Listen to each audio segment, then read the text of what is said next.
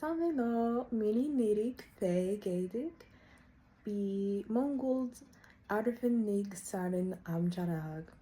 Hi, my name is Faye.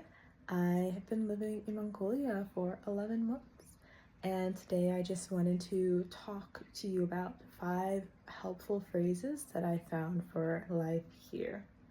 Okay, let's get into it. So the first phrase is pretty common greeting, so you'll hear this when you go into most places, stores, etc., especially where they don't necessarily speak English. It's the phrase san be no, which means hello or how are you. Another variation of that, a more informal one, is sano, and then one that you'd say to multiple people in a room is sanbetskano, which means hello everyone. So sanbe no, sano, and sanbetskano. So yeah, that's an easy greeting. A word that a lot of foreigners tend to pick up, it's said a lot, is thank you, which is pronounced bayersla. Basically, the tip tends to be the only phrase foreigners use, so that's why I'm sharing more than just that phrase, because I think Mongolians are impressed when people know more than just the basics. Another helpful phrase, especially if you're going to a store or just a restaurant, is how much, which is hidwe. Basically, I found that helpful if I'm going to like a supermarket or something where, you know, not a lot of foreigners tend to go, like the small ones near where I live.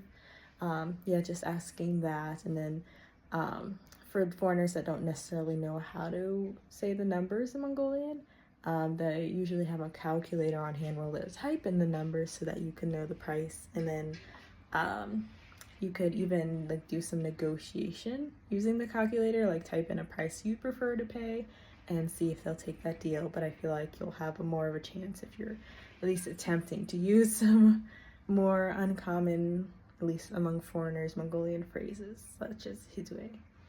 Another helpful phrase is actually to say goodbye. It's pretty popular here, is sachen amrare, which means please rest well.